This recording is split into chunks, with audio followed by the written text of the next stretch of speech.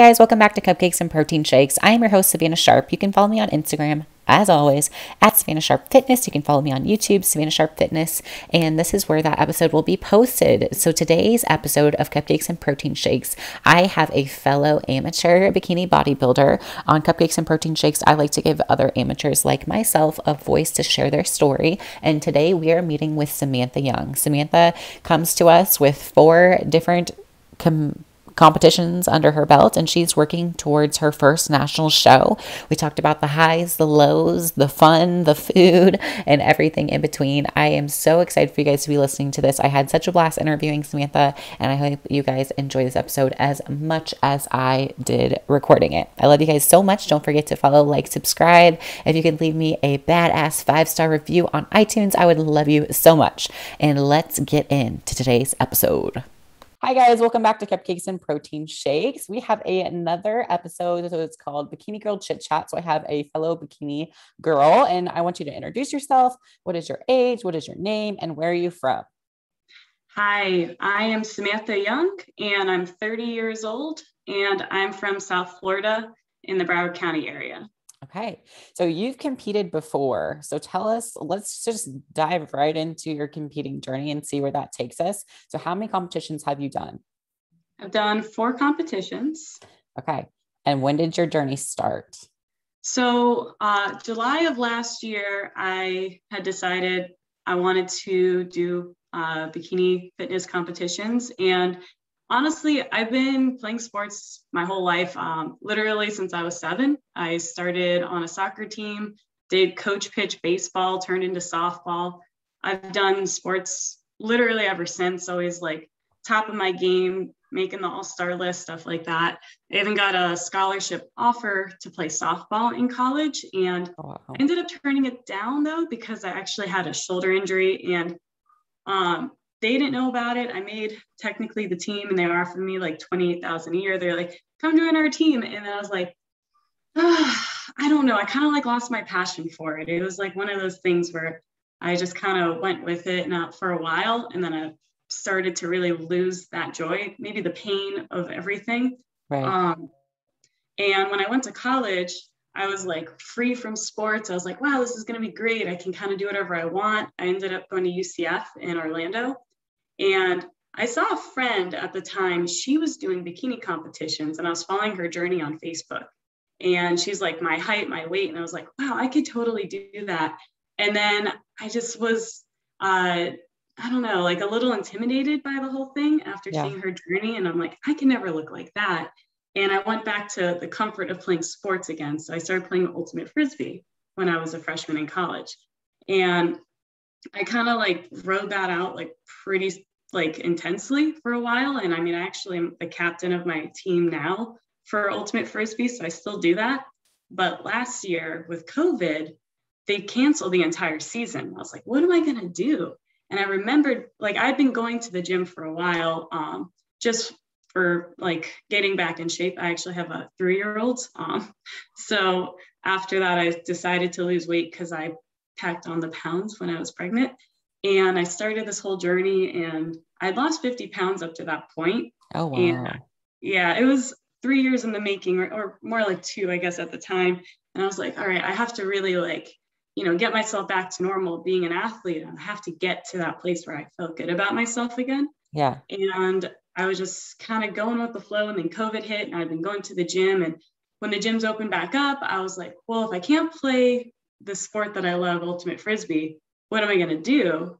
And I'm going to do a bikini competition. Why not? Because that's the like logical next step. Well, I figured, I'm like, okay, even if I work out from home, this is something I could do. It's individualized, and I don't have to like worry about being on a team and not being able to meet up and stuff. So yeah, I saw like they were starting to like look at opening up shows, and I found a show I wanted to do. So July of last year, I started my first prep. I didn't have like an official coach per se. She was a nutritionist that I met at the GNC. She was a manager. So she like knows supplements, and she was very yoga kind of person and super sweet, but not really sure what to do for competitions. I was the first person she ever did it for. So she had like a friend she was consulting with to kind of get some ideas on how to help me with my diet. But I did kind of like a flexible eating plan for that. And Okay. for my first show, it's the Ruby down in Boca. So I did that in September of last year, 2020. And I was the only true novice there. Oh, So really? yeah. So you got first. I did. I got my banner up in the back. I got a Yeah. nice little trophy for it. So I took overall my very first show. So exciting. Yeah, that's awesome. So that was definitely a fun experience. And I lost 17 pounds to get to that place. And I felt really good about it. And I'm like, I kind of want to keep doing this. And I found another show that was a month later, the Ultimate Grand Prix. And I took 2 weeks kind of off. I didn't really do much for that 2 weeks because I was really stressed out. And my family was like, are you sure you want to do this? I was like, a lot for your body. And like, you seem like you're not like doing well with it. And I'm like, I don't know. I'm so determined. I just want to like look better than I did before. So I kind of like talked to my coach a little bit, but she didn't really know what to do. And I kind of just took it into my own like hands. And I honestly felt like I did really well, in my opinion. I thought I should have placed better, but I got dead last in my class because it was super competitive. So I was like, cool, coming in ninth in open. And I had to do open, unfortunately, because I want a true novice show and I can't do novice. I literally got like bypassed that whole like space of like working my way up into open. So I was like, well, I'm into the big girl leagues. Let's do this. Yeah. So that was right before the holidays. That was October. And I took some time off and I honestly didn't really gain any weight during that time. I didn't do a true reverse. I didn't follow a plan. I just kind of did whatever. And then I was dead set in my head. I'm like, all right, January, I'm going to do another show. I want to do this. And I coached myself. I didn't have any help, nobody. And the show I did was in April. So not gonna lie, I had some slack off moments because no accountability, no coach. So I definitely drank way too much on Super Bowl weekend. And I tried to eat really well, but like, the drinking didn't help. And I'm like, what are you doing? Get your shit together. So I thought I looked the best I'd ever looked in my life at that show. And I met this coach there because the girl who beat me, I was like, well, if you can't win, why don't you like get the help of the girl that did win and like Nice. Good. helping her. Yeah. And oh my gosh, when I came in for that, like I had another show 5 weeks later. I'm like, can you help me prep for this show in 5 weeks? And I could not believe the changes I made. I weighed the exact same, completely different. Yeah. And I was like, this is what it's like to have someone who actually knows what they're doing tell you what to do. And I was like, okay, now I'm on board with this whole like legitimate coach, like, let's do this. And I kind of had a kinship to her because she was pregnant when I met her, the coach. And I'm like, oh my gosh, I had a kid and you're pregnant. It's like, I don't know, one of those things. So Yeah. I was really excited to like get on this train to like really do well. So I felt like the judging though, the show I did with her was like not as fair. Like I didn't come in last. I was like, yes, accomplishment. Yeah. But I didn't even come into the first call outs and everyone was looking at the pictures with me and they're like, what happened? I'm like, I don't know. I thought I looked really good and I couldn't figure it out. So I asked the judges for the feedback and all that stuff too. And they were telling me like, come in tighter on like the tie-in and get your core like more hourglass because I have a very straight frame from like sports my whole life. Yeah. So like everything's built out very wide. So this is my journey now. I'm on my improvement season. And since I technically qualified for nationals, I'm going to do nationals this December and I'm doing a show in November. So my prep starts again in 2 weeks. That's so exciting. So that's a lot. That's a lot. We're going to pull from it and we're going to kind of get into some of these things. Like I want to take you back to the first. So like before your fitness journey started, when was the first time that you were introduced to bikini and what was your thoughts, like initial thoughts of like about the body types, about if you could attain it? Like when someone was like, oh yeah, I'm a bikini competitor. You're like, what's that? And kind of how did that information get to you? So I was following a lot of people on like YouTube. Yeah. So I actually had a friend, she doesn't do any of the competing, but she told me about a couple of girls I should follow. So I went to the very beginning of their journey. And this is like they're Nikki Blackadder and like Heidi Summers. And like they technically competed back in the day. Yeah. So I was following their journeys and I was just like so inspired by like just the physique that they attained. And they're like small girls, like they by no means look anything like the pros now. And I can kind of sense like they probably realized how hard it was and didn't. And they're like, let's do lifestyle fitness. Yeah. And I'm like, I got to take it to the next level kind of fitness for me. So just honestly following people on Instagram and following YouTube journeys, that's what really got me into it. But Kerrigan Pike, she was the first person that I saw that's like still competing and obviously still kicking butt right now.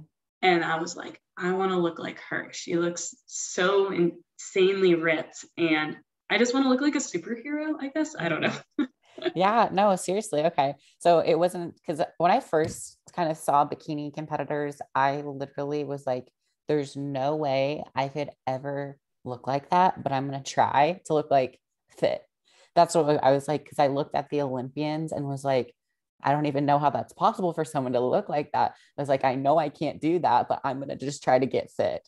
So that's kind of how I saw it of like, there's no way, like no way. And then Kerrigan, she has a similar journey to yours as far as softball and like injuries goes. Like I think she hurt her back, similar to like your shoulder. With that injury, do you still have like pain in your shoulders from softball? Yes, I hurt my shoulder 15 years ago and it still Oh, hurts to wow. this date, but I had shoulder surgery. I waited like 6 years to have it. Okay. Like I waited way too long. I like graduated college and I'm like, oh, now I should probably get surgery to fix this because I had Yeah. money. And the therapy was ridiculous. Like I couldn't raise my arm like past like my chest. Like it wouldn't go anywhere Mm-hmm. because they had to tighten it up. My shoulder would dislocate. That's where all the tearing started happening. Wow. Um, and honestly, like after I had my son and I started like really going to the gym, I could barely lift more than 5 pounds sideways. Mm-hmm. And this is years later. Wow. So I like had no strength and I was scared to push it. But I almost felt like the bodybuilding that I really like got into following YouTubers, following like Instagram workouts for a while. Like I could see the different exercises, how to protect the shoulder with certain like motions. Mm-hmm. And I got to the point now where I'm like, I could do lateral raises with 25 pounds. I'm just Wow. like, in a year, it's just Mm-hmm. like insane. So, I mean, that's something that's so powerful to me is like bodybuilding is not just about like, oh, you want to look amazing, but you're building your body to like do things that you couldn't do before. And as an athlete, I could never do these things with injury. And now I'm just like 25 pounds, no big deal, whatever. Yeah. I think that's one thing too. Like I was an athlete, like I did volleyball too. So lots of shoulders. So like my right shoulder never officially had an injury, but just like overuse. So I still struggle with some exercises if it gets super heavy, like this one lags hard. But now I've worked really hard to improve my upper body that like the imbalance. So now I have to focus on lower body. So do you feel like, where are your improvements at? Like, are the judges like wanting you to have like a bigger upper body or lower body, or like what are you currently working towards? So almost no one commented on my upper body being too small, which is Okay. really cool because Yeah. like I feel like I have a very small frame in my upper body. Yeah. And looking at the comparisons, I definitely had the largest ass. I'll just say that. Okay. In a good way or a bad way? In a good way. Okay. Like I had never seen my butt look like that ever. Okay. Like even, and it was not even until like I did depletion and that was like 2 weeks before my show, the last one I did. And I'm like taking pictures on 2 days before show day. I'm like, oh my God, what is it? It has like this like little rack on top. It like just has this Mhm. shape that I never seen before.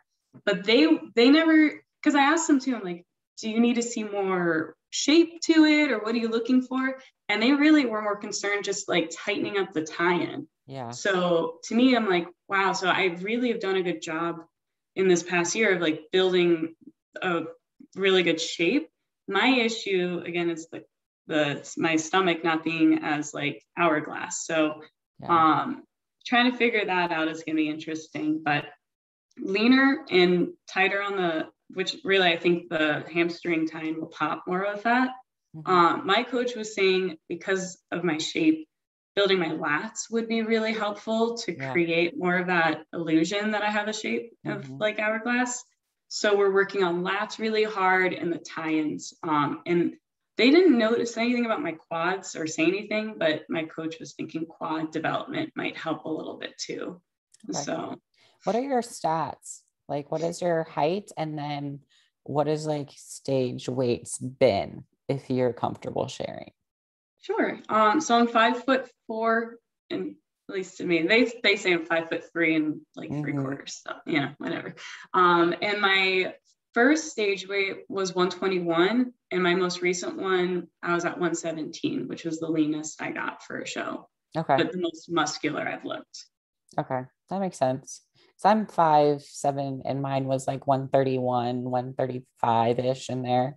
And I was leaner, but I put on more muscle. I think I had one where it's 129 or so, but it's similar. So it's kind of interesting, like how everyone carries their weights differently. With your like at the beginning of your journey too. So like when you were first starting, the first prep, you had not the best coach. So were you just like researching things and like applying to yourself and like bringing them up to the table, like through these journeys that you were following? Oh, for sure. I listen to podcasts like crazy. I found your podcast. I was listening to Nicole Ferrier, her podcast for a while as well. She's very like scientific with some of the things she talks on. I listen to Bikini in the Brain. Like I watch or listen to every single podcast episode they have because what Adam has to say literally resonates with me so much. I'm just like, he seems so knowledgeable, but kind of like, don't listen to the BS out there. Just like, it is what it is. Here's the science, here's the facts. And it all is like, how does it apply to you? So like when I was working with that first coach, I would bring up things to the table. Like, should I be trying this? Like maybe my carbs should drop down. And she'd be like, are you comfortable with that? I'm like, my carbs are at like 80. She's like, we're going to bring it really low to 80. I'm like, you bring it lower if you need to, it's fine, don't worry about it. Like I know what I need to do here. And the cardio though was something I didn't fully understand at that time, like how much you really needed to be doing the closer you got to the show. And she was a little uncomfortable pushing me too hard. Yeah, because she was just doing food and cardio, and I took care of all the training because that wasn't really her knowledge base.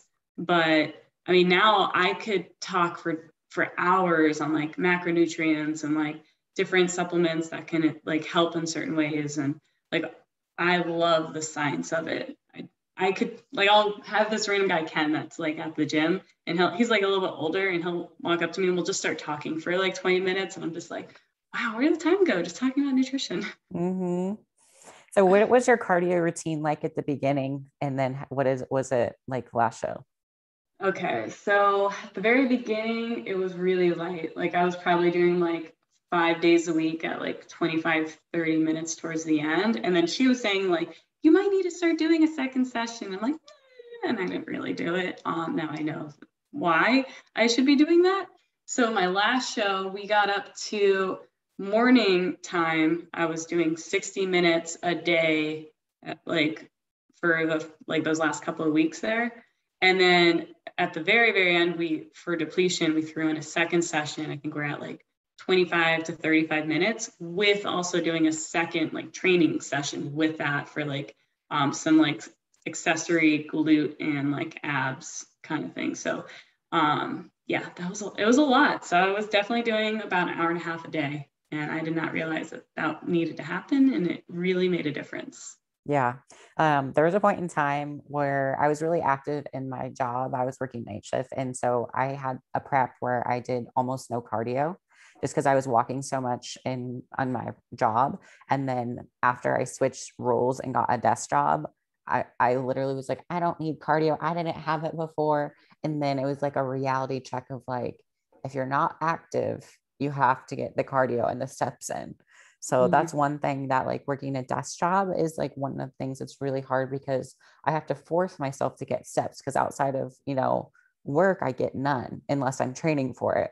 So what do you do as like a career or job?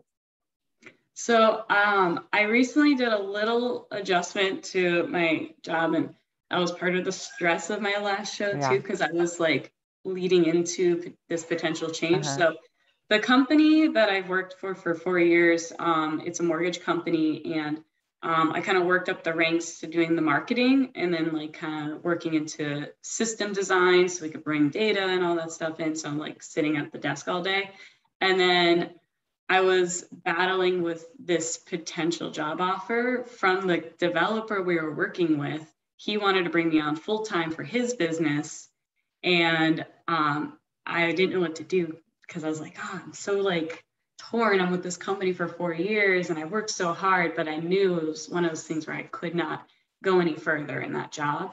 So I kept right now. I actually have that job still part time. I'm doing that like 10 to 15 hours a week. And I'm doing the other job full time. What's cool is this, he's a more millennial type owner. So he's like 30 hours a week, or, that's my idea of full time. You get your work done, you're good. And then I started doing a little like, lifestyle fitness training for a couple of women in their mid 40s, and doing all that, being a mom, being in charge of like pick up and drop off for preschool. My husband works downtown, so he's got to leave early. He gets home a little later.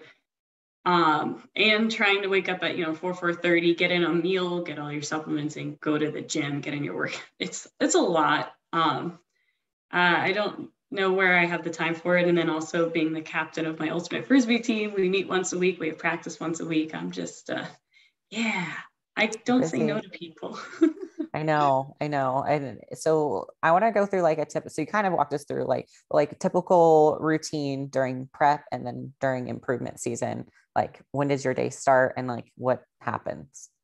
So during prep, I started doing the fasted cardio in the morning. I used to do fasted workouts, and my coach was like, "No, you eat before you work out. Don't do that." Like, okay. So I transitioned into doing my fasted cardio in the morning. I'd come home, eat, and then I would uh, just kind of try and get a shower in. Didn't always happen. Help get my son ready for school, get him off to school, come home, work. And then I would stop at 5:30, go pick up my son, take him to the gym with me because they have a daycare, and then I would do my workout for about an hour, and then make my way home, eat my meal. I would still have like 2 more meals to eat at that point. Try and go to sleep around 8:30 and start all over again. It's a little less stressful now, but I have to wake up earlier because I'm doing my improvement season. I don't have to do an insane amount of cardio.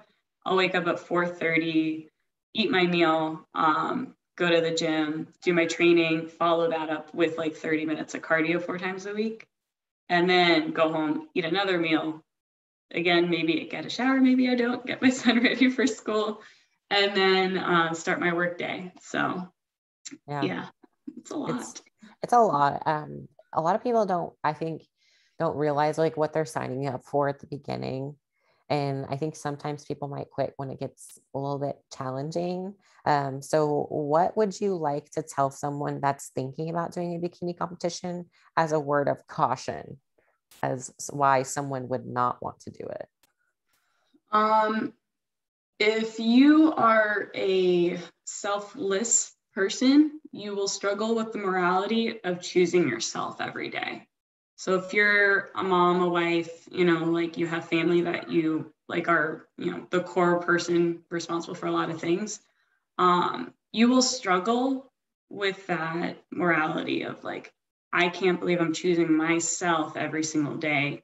I would have those days where I just would want to cry. I felt so horrible that I'm just like being this selfish person because I'm trying to like accomplish a goal that it's inspiring to me, inspiring to others, but maybe to, my son who's 3, he doesn't know the difference. He just knows I'm not around. Right. So that's one of those things where you have to get comfortable choosing yourself. And if you can't feel comfortable with that, this is not the sport for you.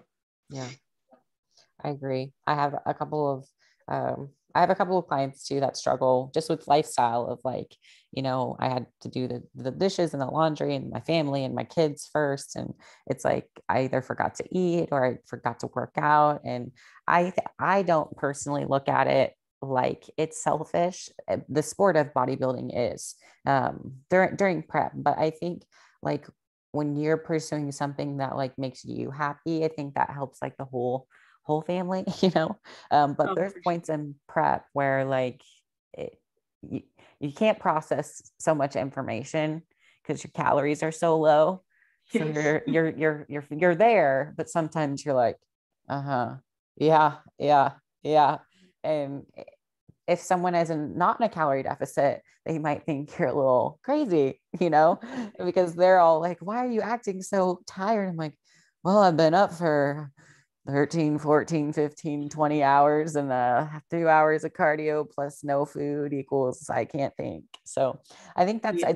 it's good that you're able to like give someone caution, but also like on the bright side, like how has this improved your life for like the better, and why would you suggest that someone do a competition if they're thinking about it? Um, I have this thing that I've kind of put in my life. It's like a top five. And the sport almost reiterates this top five for me. So it's like top five things that you prioritize to make your life as optimal as possible. So like for me, my number one is my well-being. Um, Being in the gym, taking my vitamins every day, like being forced to do it. Like you're not just like, oh, I'm going to take my vitamins. It's like, no, no, no. If you have goals, you're going to take your vitamins. You're going to manage your health. You have to keep your immune system strong. Like by putting myself in this position to like be in this, lifestyle, I am putting my well-being above all else. And that's number one. Number two is being self-productive. So if I am not able to feel productive in my day, like, so I have to take care of myself so then I could be productive. So that means maybe even like my number three is like a clean environment as well. So um, if I can't take care of myself, I can't do my job, I can't keep my home like my environment feeling clean, then number four is my family. How can I be a good mom? How can I be a good wife? So as much as it could be also the selfish thing, like my time is being taken away, the time that I'm around my family, they are seeing the best version of myself. They're seeing me take care of things like I'm bringing I'm the breadwinner for my family, I'm bringing home the bacon. I'm keeping the environment feeling clean, and like so my son could feel like good about himself and know that things are taken care of. My number five is creativity, because I'm a very creative person. But if I can take care of these top five things, like I feel like prep reinforces every step of the way, because if I'm not taking care of all of this, I'm no good to anybody anyways. So as much as I want family to be number one, and people do put family number one, like prep forces me to put these other things first. Or being in my off season, I'm forced to do this. Like even right now, I've been sick for this like whole week, and my son was sick, my husband was sick, we've all been sick. And it might not be me going to the gym is my well-being, but taking care of myself so I can go to the gym next week is my well-being. So it's like, even though it's not going to the gym, I'm still thinking about, if I want to go to the gym, I need to take care of myself today so I feel good tomorrow, kind of thing. Yeah. So I'll rest and I'll do my extra vitamin C and all that. So that's kind of like my philosophy on it. And it's even before starting all of this, I was going to the gym, and that was still my mentality. Okay.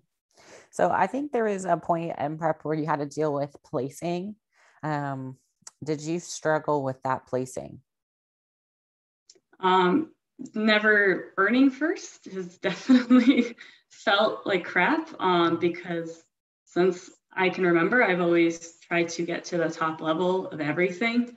But I guess I have to also think back to like when I was in college and I started a new sport. I started ultimate frisbee. I actually quit my first 2 weeks because I was no good at it. And honestly, if I had quit the first time that I felt like I didn't place where I should have in this sport, I would have never succeeded. There's, if you quit, there's no improvement to be made. You're just done. Right. So I worked really hard in ultimate frisbee, became a captain by my fourth year, and it doesn't happen in, year one, but by my fourth year, I took my team to nationals. Nice. So, I'm excited that I'm going to nationals in the winter. I'm going, December, I'm going to be doing that, but I'm also accepting that I know I've never come in first. I know I'm not top dog.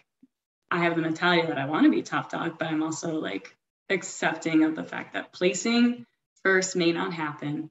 I'm not going to earn my pro card my very first national show. So I'm trying to be realistic and know like these girls have been putting in the work for years. I'm just in year one.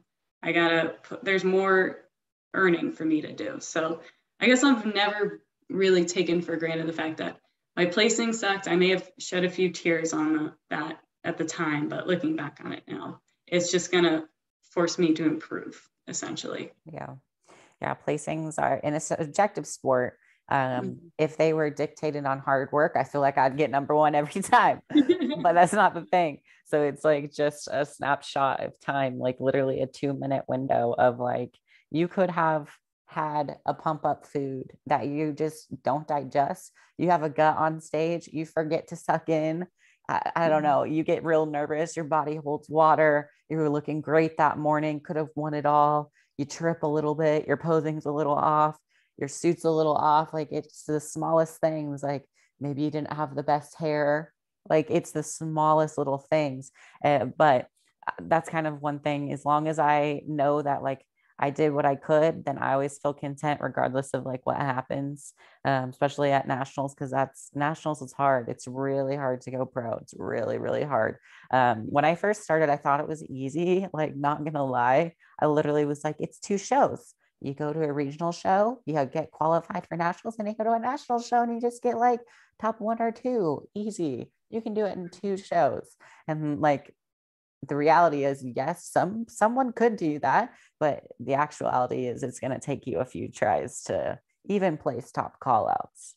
Yes. And I'm doing everything naturally too. So like, I know it's going to be that much harder for me. I think I have some genetics on my side, because the fact that I have been able to so quickly see so many improvements, like every single show I have an improvement. And it's not just me getting leaner. I could tell the shape of like certain muscle groups are like changing. And I'm like, I always felt like I could put on muscle very easily. Like I've had a biceps since I was in elementary school. Like I don't know if you ever felt like that too, but I would go up to the boys and like, my biceps are bigger than yours. And they're like, I was a twig. I was like skinny fat, like not an ounce of muscle. Like it was literally like bone and flesh, and then like a little muffin top section. I was really like thin and narrow because I grew pretty tall pretty quick. So I was never strong, ever, ever, ever. I think I didn't lift weights. Well, I started lifting weights, but not heavy until in college. So lifting weights wasn't really something I did either. Like when I was on my ultimate frisbee team, like, yeah, we would kind of like, go to the gym every once in a while, but no one knew what they were doing. No one actually understood form and stuff. Like, I remember before I did start playing ultimate, I took the entire fall and I tried like, doing more cardio. I was running a lot because I had just come off of doing track and field. And without like actually being in the gym, just sprinting 5 miles a day, like it was crazy. Like we just did so much sprinting work. And I did hurdles, and just like from natural movements of being an athlete, like I put on a ton of muscle. And when I went to college, I actually took a break from sports and like would go to the gym, but run more long distance. And I actually lost 11 pounds my first year. And like people don't lose that much weight. I think part of it was like living on my own and knowing I could not be a bottomless pit of eating. I had to like literally cut my food down in half every meal and go out and like, I'll save that for lunch tomorrow. Like I don't have a lot of money. But I definitely got like really like skinny and I like lost a lot of my muscle. But then within like the 6 months that I went back to playing sports, I put all that muscle back on. Yeah. It's just crazy like that.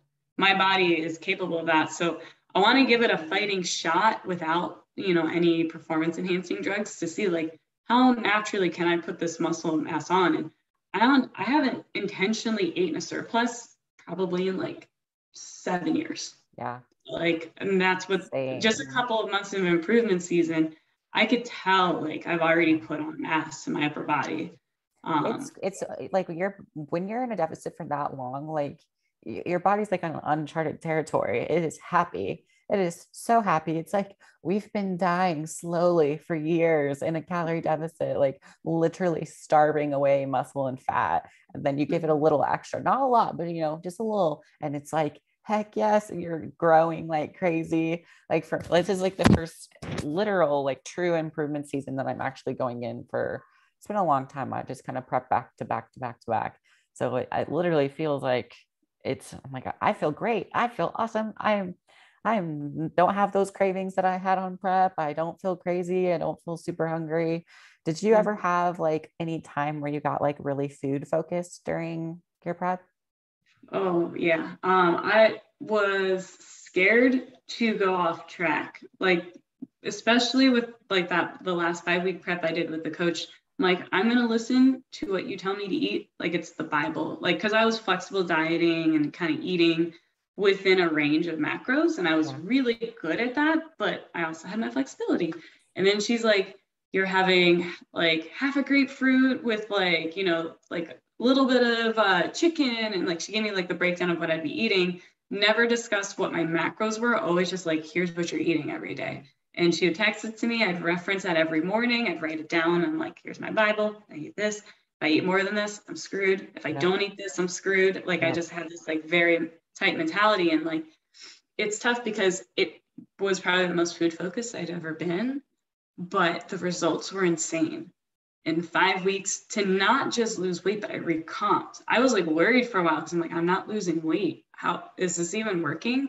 And then I see the difference in the show pictures over 5 weeks. And I'm just like, okay, there is a huge difference there. Like it's insane. So this improvement season has been tough because I think being so tight on my diet, my digestive system was not prepared to double Yeah. its calories Yeah. like pretty much instantly. Like I was like so bloated and uncomfortable and in pain for about a month straight. Yeah. We didn't know what it was. I was like, I wasn't eating rice before, and she had me eating like cream of rice, rice cakes, and rice like all day. And I'm just like, let's cut out the rice and see if that helped. That didn't help. So I tried a bunch of different things, and I was also like every single meal I would eat, I'd finish. I'm like, I'm still hungry. And I was like at this high caloric intake and I'm like starving all day and it didn't make sense. Mm-hmm. And it was actually getting sick this past week is really like oddly thrown me into like this normal balance of like, I eat a meal and I finish. I'm like, I'm full. It was bad though, because I was missing meals because I was like really busy. And I'm just like, okay, now I'm not eating enough. Mm-hmm. But it's like weird how you go from not being able to satisfy your food cravings at all to like eating like a cheat meal. And I had like 2 slices of pizza for a cheat meal and they're like small. And I'm like, yeah, I don't want any more. I'm Yeah. actually full. It's And it's so weird how your body does that. Like I during prep, it was like all I could dream about was food that I wasn't supposed to have. It was like I wanted the cookies and the cupcakes and all this stuff. And then when I got in my improvement season, it's a little more flexible. I can go out, I can have a meal. Like I'll have a meal and skip dessert sometimes. And like the past version of myself would never do that. Like, we don't skip dessert. Like now it's like, okay, no, like I'm satisfied with those calories. I'm satisfied what I ate. I'm full. Like I can stop myself. It's just your hormones. I think that's what I've experienced is like once they're after, normally it takes me like 6 to 8 weeks before they balance back post show. And then I don't feel like that I can't get full. Like I would literally same thing. Like we would like increase my calories back to maintenance right after I would eat them and be more hungry than in prep, like starving, starving, starving, starving, just because like I don't know, like your metabolism's on fire, like with a little bit of extra calories, and your hormones are like you've suppressed your appetite for so long. You've like said, I'm not eating even though I'm hungry. And then finally you start to eat a little bit, and then it's like brings all these things back. It's like, okay, we're going to tell you that you're hungry. Now that you're eating, we're going to like make you have all these weird aversions and weird things like that. Was there anything weird that you either craved or created during prep to have, like any like little food things? I am the master pancake maker. You Okay. give me what I'm allowed to have in a meal, and I'll turn it into a pancake. Now, that's not like chicken and asparagus, but you give me like the oat and egg combo, and I will make a pancake with it. Mhm. And that was my thing. I was like every time. But I had like it was the sweet foods, honestly. I love cooking though. I wanted to like own a cake shop for a while. Like I do like cake decorating and stuff. It's really Mhm. fun for me. So when it came to the dessert, I was like, I'm gonna get creative. I'm gonna make this taste good. And I would even like, like the morning cocktail if you have to have the warm water with the apple cider vinegar, the lemon juice. I was like, what if I put some organic stevia in there? Oh, it tastes like a lemonade. Like I Mhm. would just try and find ways to make everything taste good. Like I would take my greens, like the powdered greens. I Mhm. put some black iced coffee in it for my pre-workout because I would drink that before I go work out. I was like, I can't drink black coffee on its own. This kind of tastes like a green tea latte. What if I combine it? So like Oh. I would start coming up with all these ideas of things and like I was reliant on Flavor God seasonings for sure. I love Flavor God seasonings. I'm not scared of salt, so I'd add salt on top of it. Yeah. But I like that I can control the salt and increase it, but still have the flavor. So I would air fry absolutely everything. Chicken Mhm. in the air fryer. Um, I would I just had so many different things. Before I was on this more strict prep, I was with the flexible food, I was having a lot more fun. Like Green Giant has these cauliflower gnocchis. And if you sprinkle salt and garlic parmesan seasoning with a little avocado oil spray, air fry that. They taste like breadsticks. What? That Yeah, sounds really good. they kind of like little bread stick nuggets, and Uh-huh. you could dip them in like I would do like this was during the fall time, so it was like pumpkin tomato sauce, and I was just like, Oh, so good. wow. You got real creative. Oh yeah. Oh, I have a brownie that I make with Mhm. casein protein powder, almond flour, and egg whites, and almond milk as the base, and then a little baking powder. And I would measure out the exact number of chocolate chips I could have. And I would microwave it in a microwave omelet maker as opposed to a microwave cake, and it makes it like a brownie. And Uh-huh. you put a little fat-free whip on top. Oh, That wow. is so good. I Yeah. have a pumpkin microwave cake that I was making for this off season. But this was before she gave me my like actual off season plan. I had like a week or two where I could play with things, Hmm. and pumpkin, like a pumpkin pie microwave cake, so freaking good. I even got my family to eat it at like a brunch recently, and they all enjoyed it. They're like, "Is this just regular cake?" I'm like, "It's like oats, pumpkin, egg whites, really a little protein powder, not much else to it." And Yeah. they're just like, "What are you doing? Like, how did you make this?" So, desserts were my thing. Greek yogurt with protein powder on a rice cake. Yes. You mix a little cheesecake Jello mix in it, Yep. and it Yeah. tastes like a little cheesecake. Yeah, I've done that one too. And then you can just like put that cheesecake in any protein shake. It tastes so good. Casein powder, I learned is my best friend because it thickens up better than like whey. Yeah. So for my like nighttime desserts, you take like casein powder, peanut butter powder, and almonds. It's like a cake batter consistency. And I even got my boss eating it. He said he calls it Sam's dessert. He's just like loves it. He shared with his friends. They all eat it. So Oh, highly that's recommend it awesome. as well. That's really cool. Um, Yes. besides food, what was did you get a cheat meal after your show? Like what was your go-to? So it just kind of started becoming my tradition, but white pizza and red wine. That's my post, like my little cheat meal I have. What is white Um, pizza? it's no tomato sauce on it, and it's just like regatta cheese and mozzarella. And some people do like Parmesan or some other random Uh-huh. cheeses on it, but it's basically just like cheesy bread on steroids, Oh, I guess you okay. can say. Okay. It's so good. I think white pizza is better than regular pizza. I dare anyone to tell me otherwise. Okay. and wine. I don't know what mine is. I think it was peanut butter jelly burgers if I can find them. Oh, I've never Yeah. had one. Oh, it's so good. It's so good. It's so random because it's like I love peanut butter, obviously. Every competitor loves peanut butter. So it's like the warm, melty peanut butter, and then it's a burger, and then you have the sweetness of jelly. Maybe it's like a spicy jam. Ooh, and like all those together. You can throw some bacon on it if you want a little crunch, and then Mm, some fries, like sweet potato fries on the side. It just all comes together in a great little bite. that's so good. Is there like a dessert that's your favorite? I know you obviously like dessert. So Yeah, I mean, cupcakes and protein shakes is why part of the podcast. I'll ask you about that in just a second. But my favorite dessert is like, gosh, it's really hard to discriminate on certain desserts, but I like any type of like gooey brownie or cookie, or if they have like, most places have like a, I don't know, it's like a iron, like an iron casket brownie skittle or something. yeah, Anything like that's like the hot or Kazuki. warm, and I love cookies. Like I think it was trending on Instagram, like all these cookie companies that are just like these massive cookies. So I kind of got addicted to those for quite some time. I don't eat cupcakes as often as you would think. I really don't ever have cupcakes unless it's like someone's birthday or something like that. But what is your favorite cupcake or protein shake?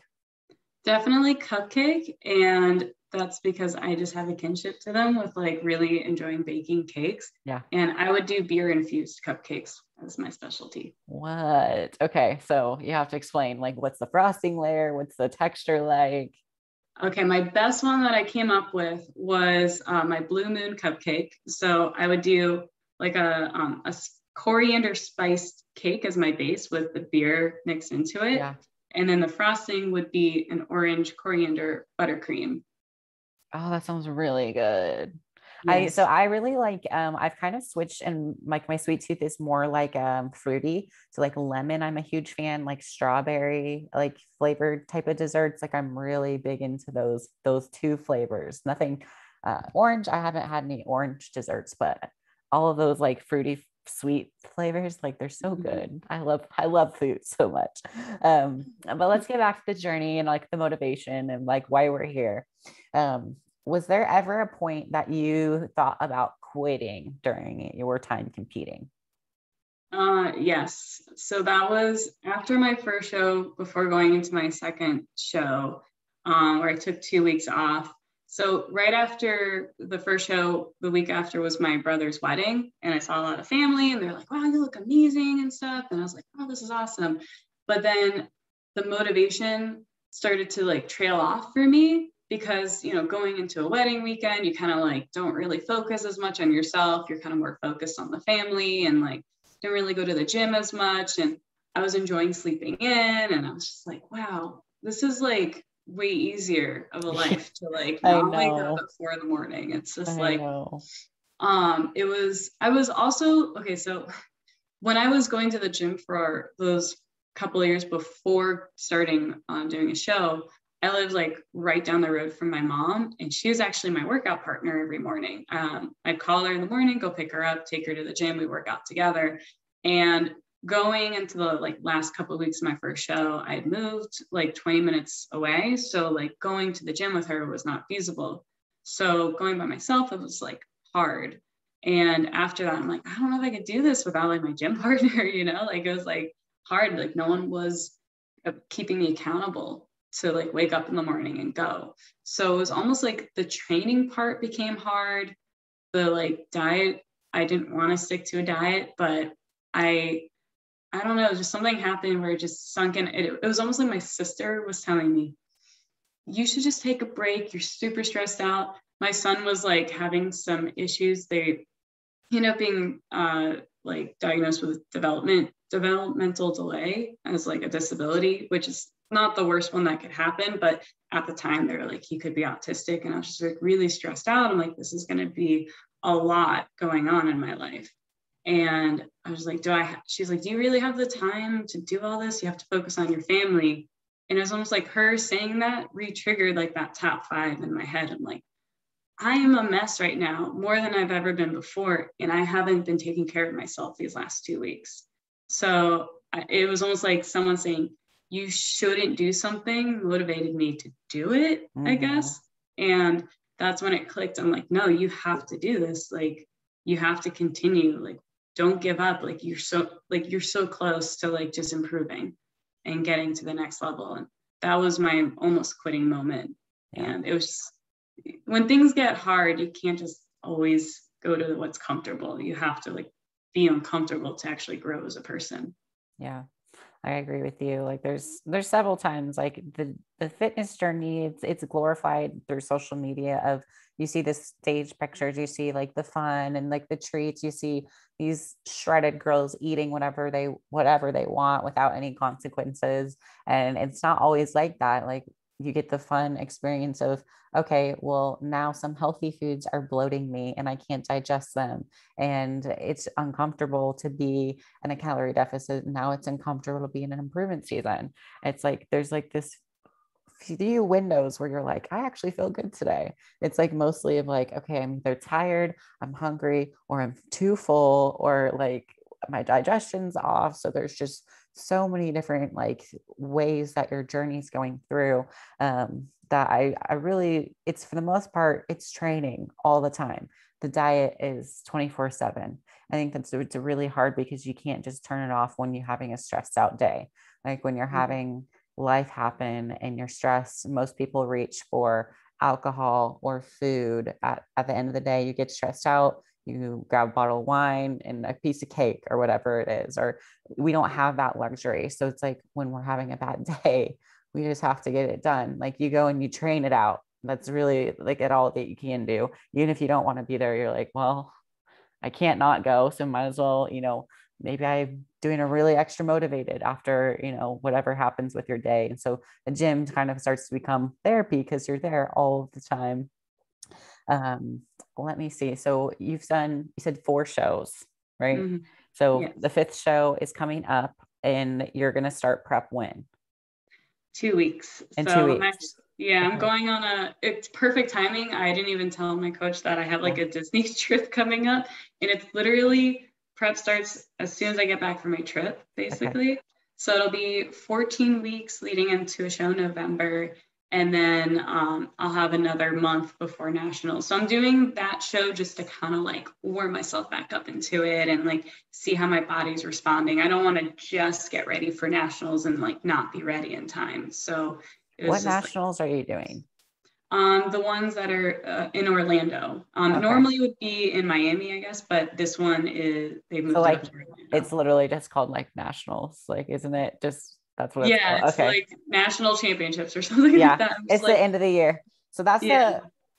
that's like the most competitive one, just so you know. But it'll be fun because it's the end of the year. So everyone that has not gone pro that is still ready to go through dieting past Thanksgiving, past Halloween, they're going to be there. So it's normally one of the most competitive shows in the whole country. But I'm wishing you luck. I'm wishing you luck, and you're going to get some good feedback from it, regardless of, how it goes. So it's good to get your feet wet. Nationals is a whole new animal. So I got real motivated after you see how many girls are like on your level, but better. You're like, oh, there was things I could have been doing. I could have pushed harder. I could have lifted heavier. So seeing how just like the quantity of other girls across the entire country that are doing like the same thing that you are doing, it's really eye-opening. Just be like, okay, maybe it feels like I'm alone and maybe I am the hardest worker at my local gym, but compared to these girls over here, there's always more that you can be doing, which is one of the fun parts too, because you just get to keep improving and improving throughout your entire journey. So I asked you about cupcakes and protein shakes. Was there any part of your like competitive journey that we didn't touch on that you wanted to make sure that we talked about?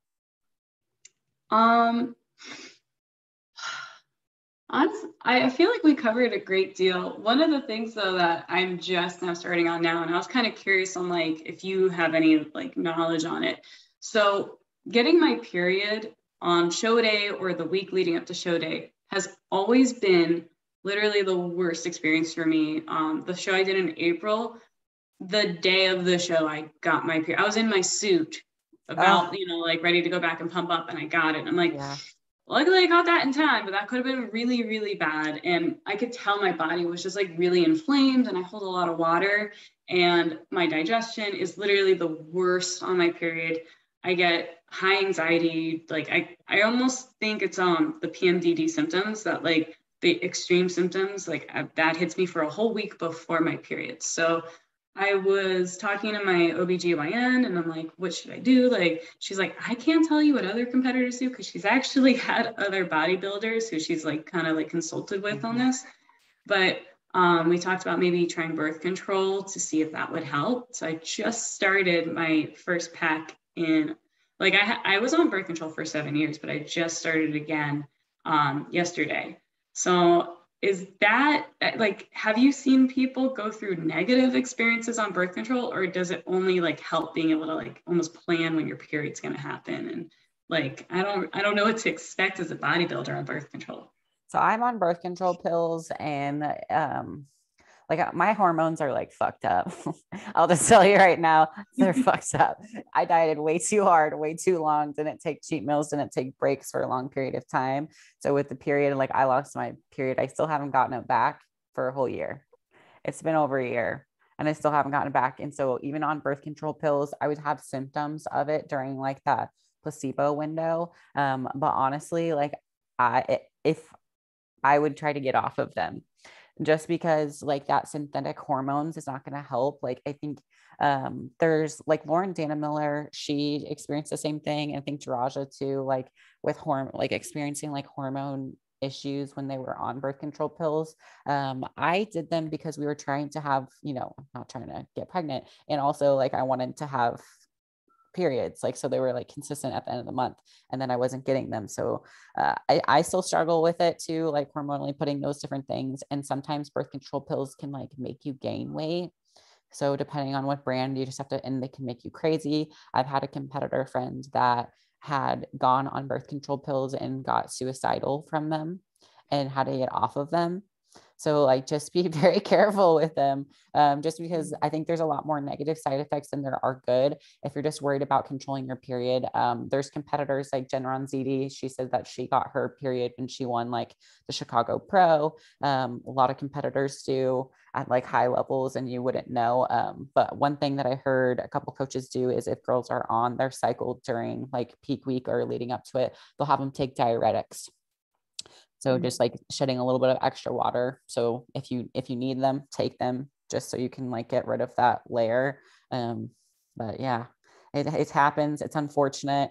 If you're normally like at the beginning or end of the month, maybe try to pick a show in the middle of the month Yeah. if you want to coordinate. But it really shouldn't be like when you're that lean, it will have an effect on you, but it shouldn't dramatically. You're not going to hit your probably best condition as if you weren't on it, but at the same time, like it's going to be super super minimal.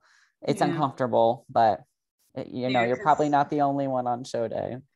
yeah, I mean, it's tough because like when I was in college and like afterwards taking birth control, like I felt fine at the time.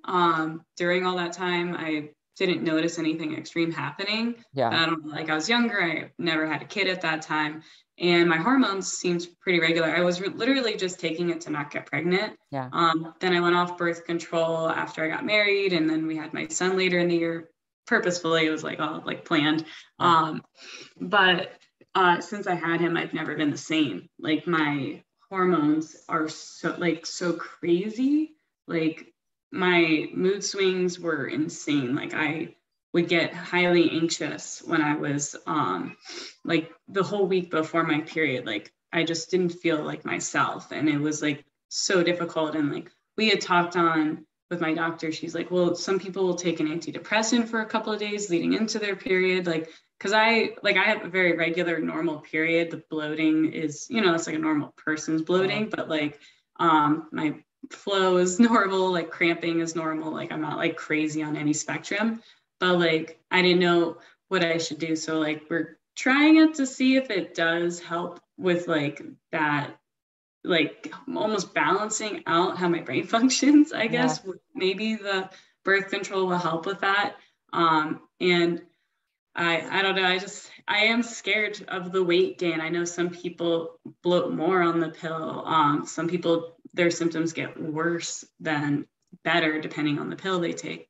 Yeah. But yeah, I'm like nervous, but I'm like, well, if You it have to works, try it for yourself too. So like yeah. you could have like amazing side effects of like maybe you lose weight and then you're like super shredded and it works out in your favor. And so it does make your like cycle milder because it is Mhm. like synthetic.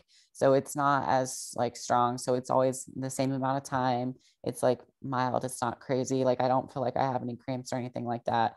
But I did mine mostly for acne purposes. Mhm. So that's the reason like I've stayed on them is just to, like help manage acne for the most part. Cause like when I'm training and sweating all the time, like hairline, jawline, everything is just nasty. But the fun things about being a competitor. But I think, yeah, just try it and see. If not, then that was the new thing that you added to your plan that changed stuff. So just like I'm sure you're tracking everything as far as like how do you feel? How are you digesting? Like how's your weight? So just kind of stay tuned with your body. Yes. Yeah, my coach, like we had talked also because she's familiar with like PEDs and like asked, is it something I want to utilize? And I said, no, I want to be natural. And then I brought up birth control. And she's like, it was funny though. She's like, don't put those hormones in your body. You don't need that. Yeah. And that's a fun conversation is because like what is considered natural when we're like jamming ourselves full of vitamins and fish oils and protein powder and protein bars and these like weird sugar-free chemical sweeteners. You're like, for sure, I am natural, but at the end of the day, like, everything's processed. And so, but yeah, I think that's an interesting because I don't think a lot of people actually talk about like birth control pills in competing.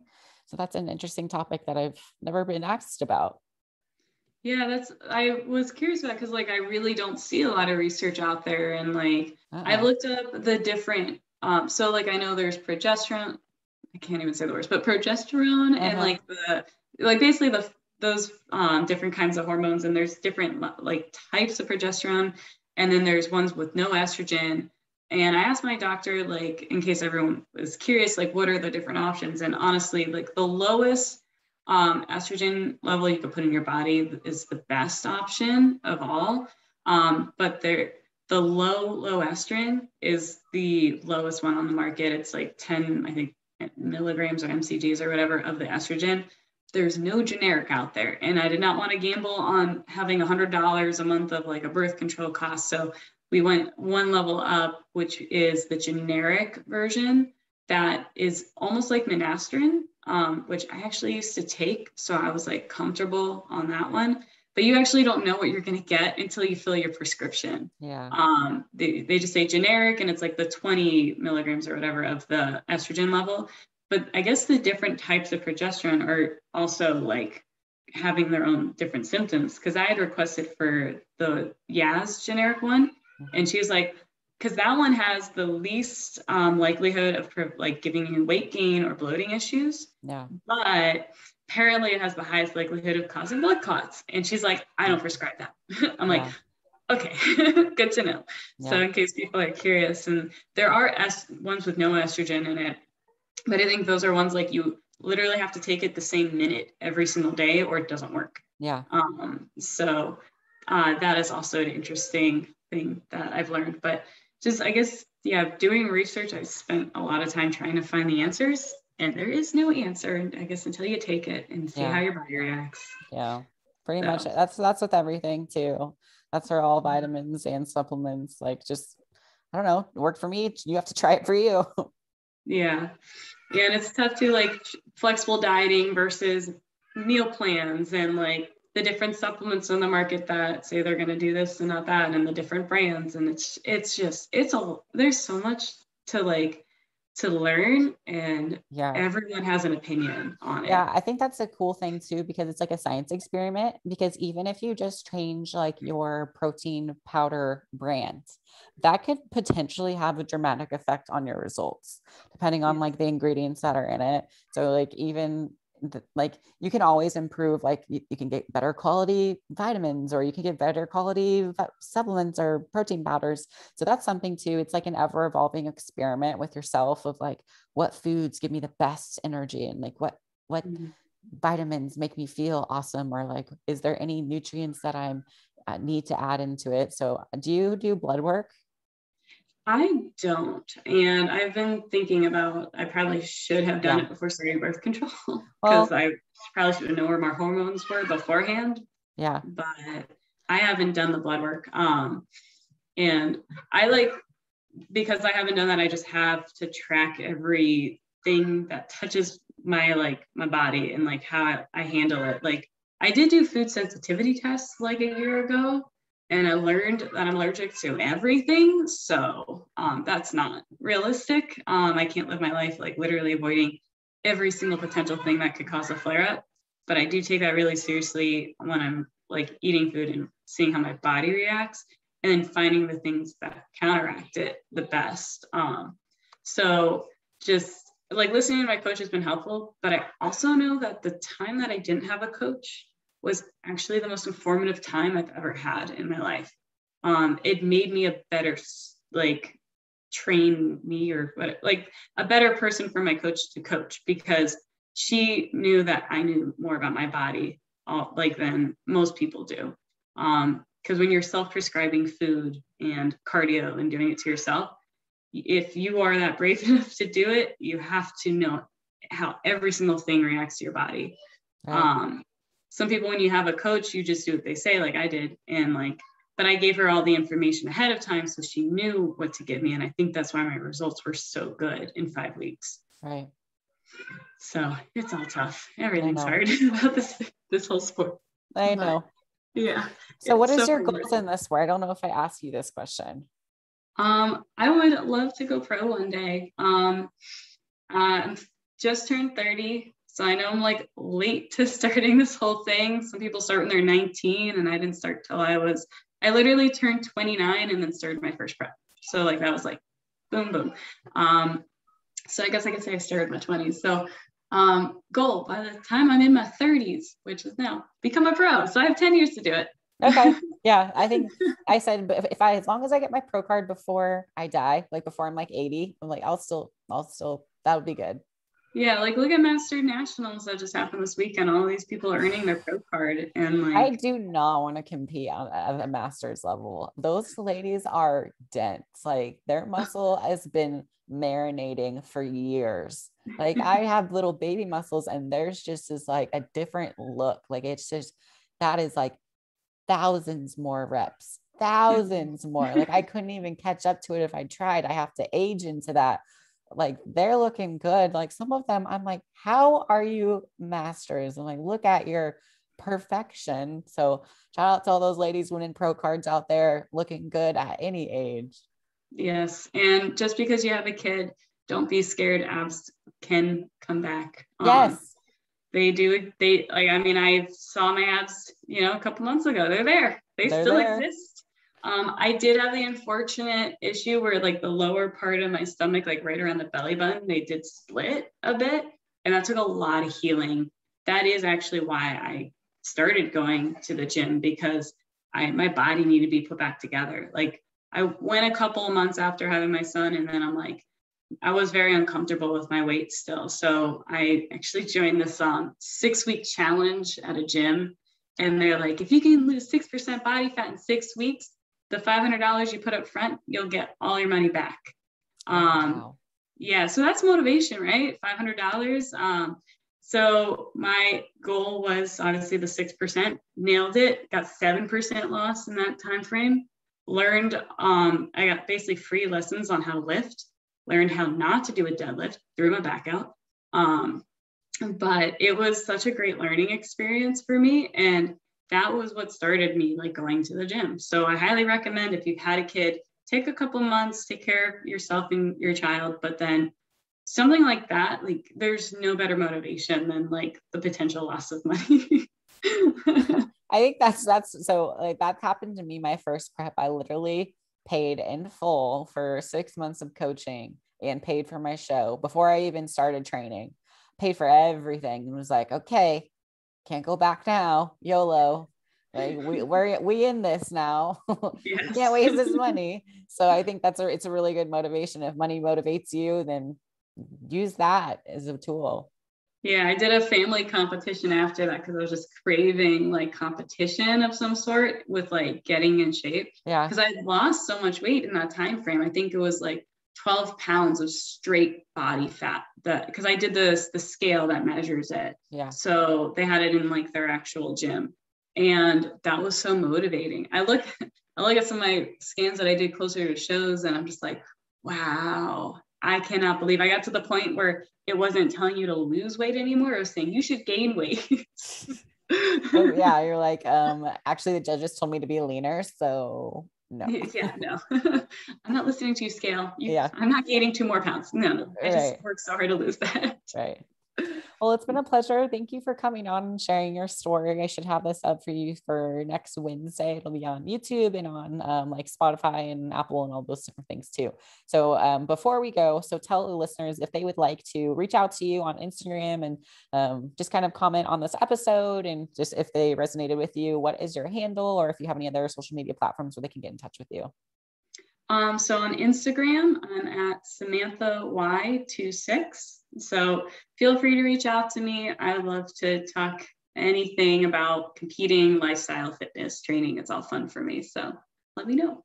Okay. All right. And if you guys wouldn't mind, screenshot us, tag us both in you guys listening to this episode and how much that you loved it. Give us a 5-star review. And I hope you guys have a great rest of your week whenever you are listening to this.